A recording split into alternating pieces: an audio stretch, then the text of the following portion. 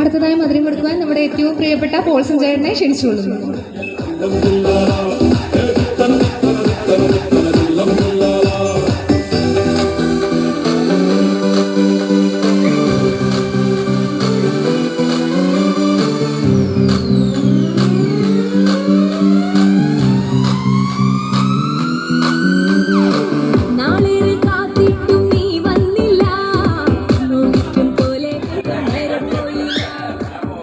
അടുത്തതായി മധുരം കൊടുക്കുവാൻ ജസ്റ്റീസിയെ റോയി ചേട്ടനെയും ക്ഷണിച്ചുകൊള്ളുന്നു.